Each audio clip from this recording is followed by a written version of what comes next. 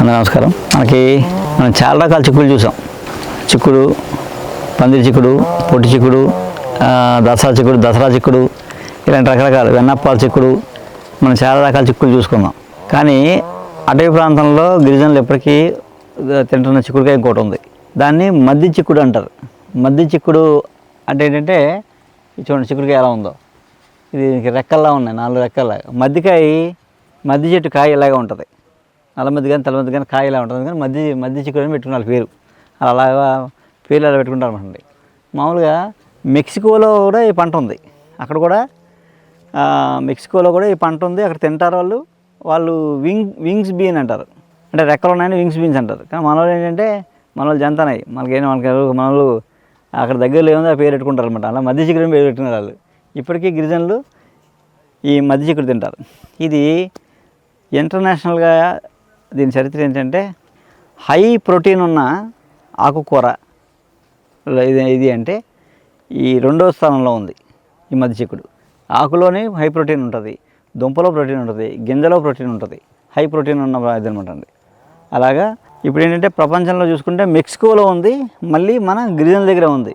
ఈ కింద మన నాన్ ట్రైబ్ ఈ ప్లెయిన్ ఏరియాలో మనకి ఏమీ తెలియదు ఈ మద్ది చిక్కుడు గురించి, కానీ వాళ్ళకే తెలుసు. సో వాళ్ళకి వీళ్ళకి లింక్ ఏంటి నాకు అర్థం కాదనమాట. అంటే ఏం చెప్తారు, మహాభారతంలో మయుడు వచ్చి మొత్తం మహాభారతంలో అప్పుడు కన్స్ట్రక్షన్ అన్నీ చేసిందని చెప్తారన్నమాట. ఆయన మైసభ ఇలాంటివి కట్టినాడు అనమాట ఆయన. అలా మరి అలా ఏదైనా లింక్ ఉండొచ్చు. దీనికి అలాంటి లింక్ ఏమైనా ఉందో తెలియదు. మైన్ నాగరికత అది. ఆ మైన్ నాగరికత మైడ్ అనేవాడు ఇక్కడికి వచ్చి మన కన్స్ట్రక్షన్ చేసేదని చెప్తారు. అలా అది మెక్సికో అనమాట.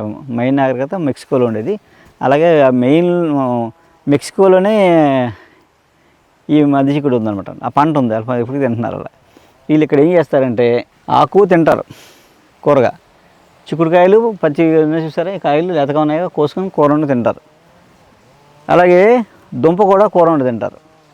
ఇది హై ప్రోటీన్ ఇది. అలాగే గింజలు దాచుకుని సీజన్ అంతా ఎండబెట్టుకుని ఎప్పుడైతే కూర లేదో అప్పుడు పప్పులా మన కందిపప్పు ఎలా వండుకుంటాం అలా వండుకు తింటారు అనమాట. మంచి బలం పిల్లలకి. ఈ గింజ కూడా బఠానీ ఇంత గింజ ఉంటుంది అనమాట అండి. అలాగే మద్ది చిక్కుడు ఇది హై ప్రోటీన్ ఉన్న మొక్క. ఆకుకూర, కాయగూర, అలాగే పప్పు దినుసు కూడా. చాలామందికి ఒక భావం ఉంటుంది, శాకాహారులు ఏం చెప్తారు, వాళ్ళకి మాంసాహారం తినలే కాబట్టి మాకు ప్రోటీన్ ప్రాబ్లము, హై ప్రోటీన్ ఎలా వస్తుంది అని మష్రూమ్స్ అలాంటివి తింటుంటారు అనమాట.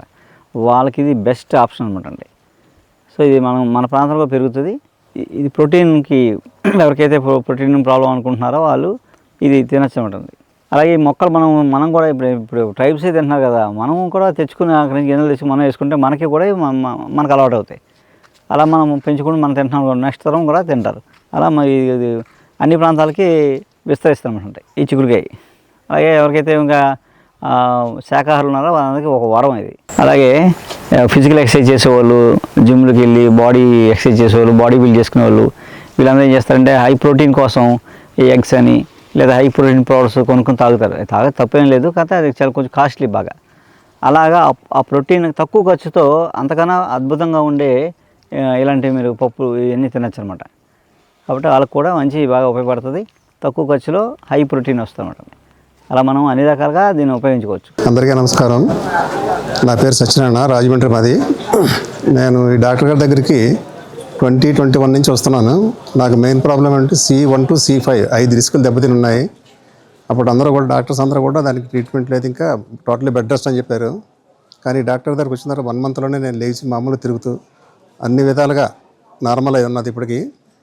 అలాగే నా ద్వారా లేవలేని పేషెంట్స్ ఎంతోమందిని డాక్టర్ గారికి వీడియో ద్వారా కానీ పర్సనల్ కానీ తీసుకొచ్చి చూపించాను. వాళ్ళందరూ కూడా ఈరోజు చక్కగా లేచి నడవగలుగుతున్నారు. కాబట్టి మన డాక్టర్ గారు దయ వల్ల మేమంతా కూడా చాలా హ్యాపీగా, ఆనందంగా, సంతోషంగా ఉన్నాం. మొత్తం మా ఫ్యామిలీ మొత్తం అంతా కూడా ఇక్కడి డాక్టర్ దగ్గరికి వస్తాం మేము. నాతో పాటు కొన్ని వందల మంది వచ్చి ఉంటారు ఇప్పటికీ. వాళ్ళందరూ కూడా ఇక్కడికి వచ్చిన వాళ్ళందరూ ప్రతి ఒక్కరు కూడా చాలా సంతోషంగా, ఆనందంగా ఉన్నారు. ఆయురారోగ్యాలతో ఉన్నారు అందరూ. నేను డాక్టర్ గారి దగ్గరికి గ్యాస్ ప్రాబ్లం గురించి వచ్చాను. గ్యాస్ భీమవరం, హైదరాబాద్, ఏఐజీ, జీవీ రావు గారు అన్నీ తిరిగాను, ఎక్కడా తగ్గలేదు నాకు. తినక ముందు ట్యాబ్లెట్, తిన్నాక సిరప్ తాగేవాడిని. కానీ మా ఫ్రెండ్ ఒక ఆయన వెంకటేశ్వర గారిని తీసుకొచ్చారు నన్ను. వారు వచ్చిన తర్వాత వారం రోజులకే డాక్టర్ గారు అయితే ఇంగ్లీష్ మెడిసిన్ కూడా వాడమన్నారు, కానీ నేను వాడలేదు. వారానికే మానేసి ఇంగ్లీష్ మెడిసిన్ కూడా ఈ వారం నుంచి తగ్గడం మొదలెట్టింది. ఇవాళ మొత్తం టోటల్ గ్యాస్ ఈ ట్యాబ్లెట్ తప్ప వేరే వాటలా అంత అద్భుతంగా పనిచేయింది. అది చెప్పడానికి వచ్చాను నేను ఈయన దగ్గరికి.